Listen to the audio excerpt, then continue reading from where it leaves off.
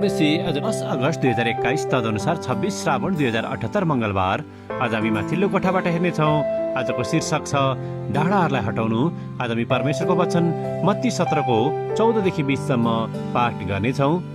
तब उहाँहरू भिड भएको ठाउँमा आउनु भएपछि एकजना मानिसले उहाँको सामु आई घुँडा टेकेर भन्यो, प्रभु, मेरो छोरामाथि दया गर्नुहोस्, किनकि त्यसलाई छारे रोग लागेको छ र ठुलो कष्ट भोग्दैछ। त्यो कहिले आगोमा पर्छ, कहिले पानीमा पस्छ। मैले त्यसलाई तपाईँका चेलाहरूका ल्याएँ, तर तिनीहरूले त्यसलाई निको पार्न सकेनन्। तब यसुले भन्नुभयो, हे अल्पविश्वासी र भ्रष्ट पुस्ता, कहिलेसम्म म तिमीहरूका साथमा रहनेछु, कहिलेसम्म मैले तिमीहरूलाई सहनु, त्यसलाई यहाँ म कहाँ ल्याओ। यसुले त्यसलाई हकार्नुभयो र भूत आत्मा त्यसबाट निस्किगयो। त्यो केटो तुरुन्तै निको भयो।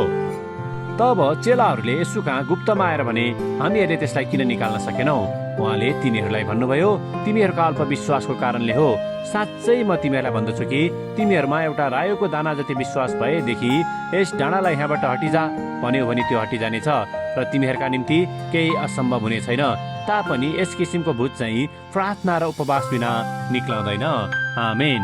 मत्ती 17 को 20 लाई लेखक यहाँ जोड दिनुहुन्छ, साँच्चै म तिमीहरूलाई भन्दछु कि तिमीहरूमा एउटा रायोको दाना जति विश्वास भएदेखि यस डाँडालाई यहाँबाट हटिजा भन्यो भने त्यो हटिजानेछ र तिमीहरूका निम्ति केही असम्भव हुने छैन।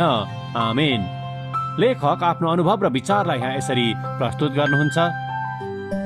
जब म सहरबाट मेरो सानो गृहनगरमा सरेर म हुर्किएको सानो मण्डलीमा जान थालेँ, मलाई त्यो मण्डली कुनै महत्त्व नभएको सानो मण्डली जस्तै लाग्यो। मैले विचार गरेँ, पक्कै पनि मैले सहरमा जाने गरेको ठुलो मण्डलीको बत्तीहरू चाहिँ त्यो मण्डलीको बत्ती त्यति उज्यालो नहोला, तर मेरो धारणा गलत थियो।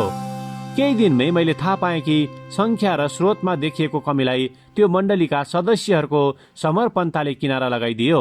तिनीहरूले बाढी पीडितहरूको निम्ति सयौं बाल्टिन सरसफाइका सामानहरू सहयोग गरेर निवासीहरूको घर मर्मत र व्यवस्था गरिदिन समुदायहरूमा सहायताको हात बढाए। यो सानो मण्डलीले यसले सहायता गर्ने समुदायहरूको निम्ति र सेवा गर्न एकसाथ जम्मा हुने सदस्यहरूका निम्ति डाँडाहरू हटाउने काम गर्दछ। मैले कुनै बेला मेरो मण्डलीबारे जस्तो विचार गरेँ, यसुको समयका मानिसहरूले पनि उहाँबारे त्यस्तै विचार गर्थे। सानो गाउँका गरिब आमा बुवाबाट जन्मिएका यसुलाई धेरैले मसिह हो भनी ठानेनन्। उहाँले एक सिकर्मीको रूपमा काम गर्नुभयो। उहाँले जालहालीहरूसँग समय बिताउनुभयो।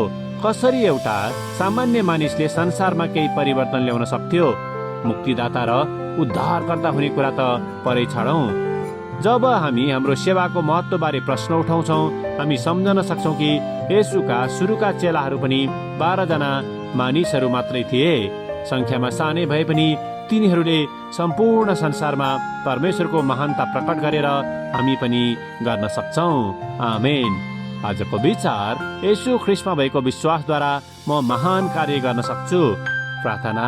प्यारो पिता, हामी आफैलाई जतिसुकै सानो वा महत्त्वहीन महसुस गरौँ, अरूलाई सेवा गर्न हामीमा विश्वास दिनुहोस्। येशूको नाउँमा आमेन। आजको लेखक जोन ग्रफ, टेक्सास, अमेरिका। आजको प्रार्थनाको विषय सानो मण्डली समुदायहरूको निम्ति।